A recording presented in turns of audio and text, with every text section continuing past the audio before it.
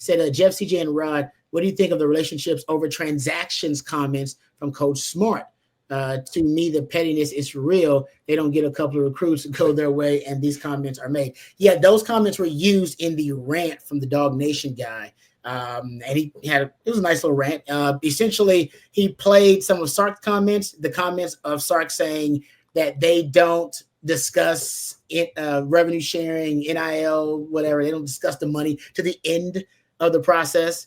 He played that part of the Sark quote. He also played the part of the Sark quote where it says, we only have so much money to go around. And he also played the part of the Sark quote where he said, we can't offer the most money to every player. And after playing those quotes, he essentially accused Sark of being dishonest. But Kirby's telling the unfiltered truth. So Kirby Smart's never dropped a bag to get a recruit. He's never gone above and beyond financially to get a player. He basically said, I believe Kirby Smart has relationships over transactions. I believe Kirby, but he doesn't believe Sark. So that's the disingenuous part for me.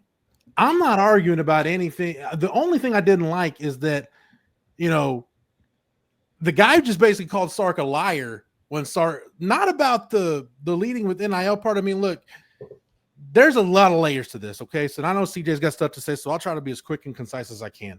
The part about we don't lead with NIL. Okay. And then well, how can you explain the Lambos on campus?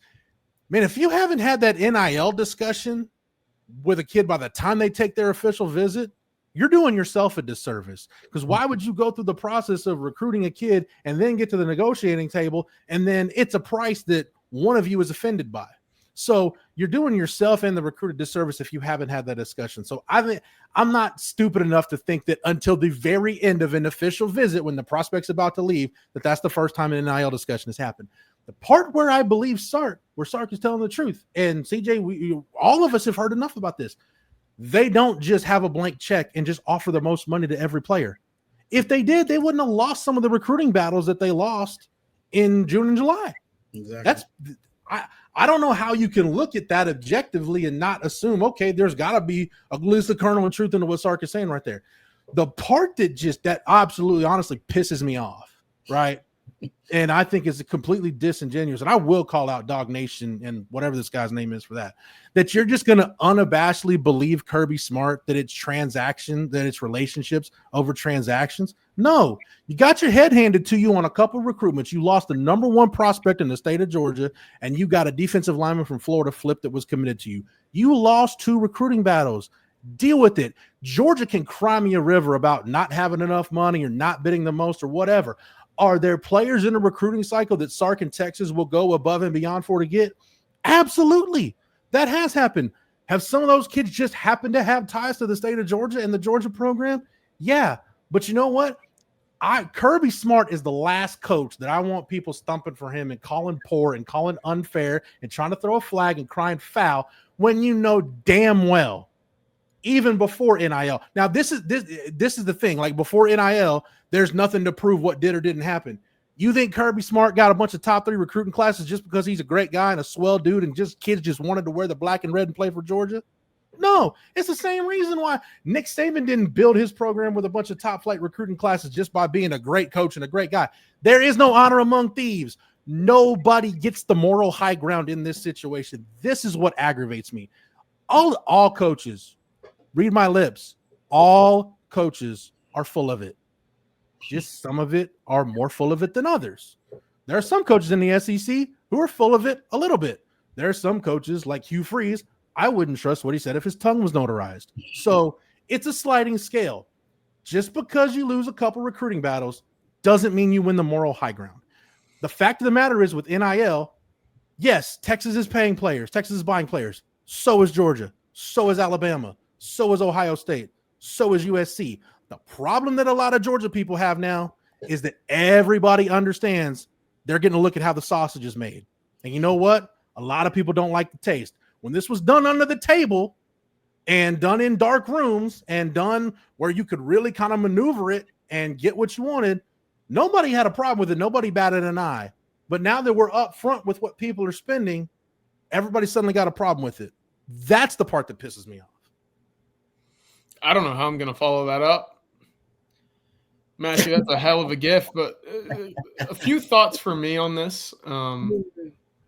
Texas was trending pretty heavily for James Johnson before he decided to commit, before he decided to move up his commitment date in the late end of June as well.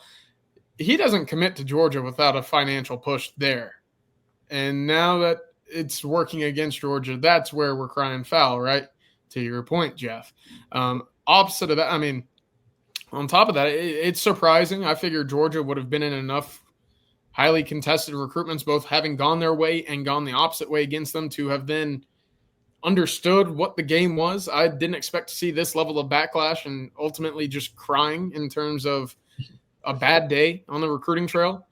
And I guarantee you, there are folks in Athens, folks in Georgia, because we've certainly seen it, folks in Texas and College Station and beyond, who were parading around from basically the last week of June to the first week and a half of July, where Texas went, about 3 for 17 on the recruiting trail.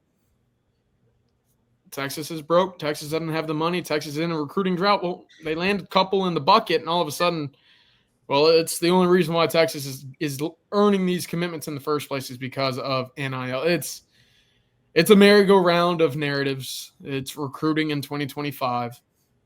And all in all, it's just part of the game. You're going to win some, you're going to lose some. I think it's exhausting to get upset about every single recruit like this. Some obviously need it. I quite frankly do not. So more power to those who talk about it every day like this. CJ, you said the right term though. Exhausting. Like, the exhausting part for me is if you're a fan of a school and a big time recruit picks your school, then it was about relation. And I'm not saying everybody does this. I'm saying for the portion of the fan bases that do this. If that kid picks your school, then it was about relationships and the program and the prestige and blah, blah, blah. But if he doesn't pick your program, it was all about getting a bag. That kid just got a bag somewhere else. Well, you know what?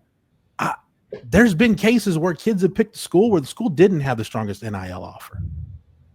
There's been plenty of cases where kids have. John Mature just said that. Exactly. Said he got higher offers elsewhere. You just have to understand we're in a different era of college football. And this is how it is. Now, at some point, are some of these numbers going to become public?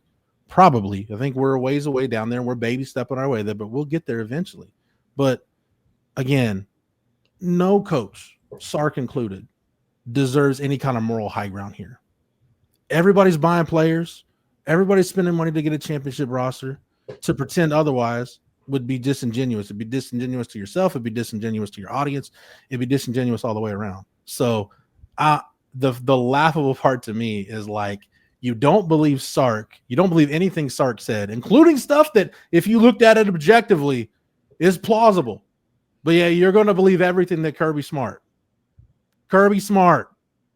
You'll believe anything that comes out of Kirby Smart's mouth. Okay, you do that. First of all, I think Sark, even what he said about his approach, which is they don't lead with NIL. I swear we've been talking about that for like a year and a half or 2 years now. He finally has confirmed it, like he said it, but I swear we've been like, he's hinting that that NIL, he's not going to lead with the money, that he wants the money to be. And by the way, we've talked about how not all Longhorn fans like that approach. Like, they're like, hey man, it's about the bag. Like you said, Jeff, it's about the bag. All right. So, hey, let's meet the figure they want, number one, and then talk about everything else. Sark is saying he's got a different approach. Whatever he's doing is working to help the culture. All right. So I actually believe that because we've been talking about that just objectively. I believe him when he says that. When he says they can't offer every player the most money, of course they can't. But sometimes, yeah, they do. not for every player. Hell no. Every player, they can't do that. But there are some players with Texas guy. I prioritize that guy. That guy is a generational talent. That guy is he's necessary for what we want to do and how we want to build our program. So yeah, we will match the top offer, or we will give this guy the top offer. But for every player, hell no, that can't be the case. I mean, it doesn't work like that. And also when he says that that they have basically only have so much money to go around, I think that's true. They just have more than most to go around. Yeah, they only have so much. But their so much is more than damn near 90% of everybody else. Okay. All right, so if you want to break it down there, we can break it down there. The truth is this, guys.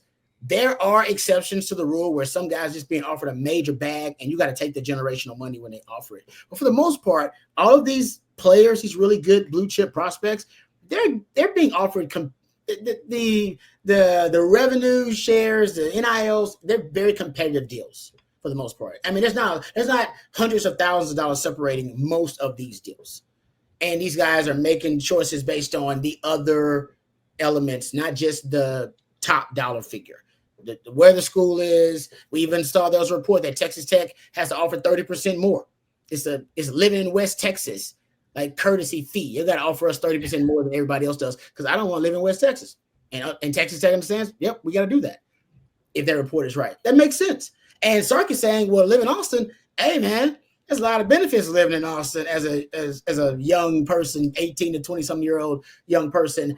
And we use that as a part of our pitch. So if we are really close in a deal with somebody and it's competitive, there are a lot of folks that will give Texas the benefit of the doubt. Academics, living in Austin, whatever it may be, university, all those different things. It does play a role. So everybody's offering the bag. Don't think like y'all's coach or y'all's method is somehow sanctimonious and that you guys are above, you have the moral high ground with all this. Nobody does.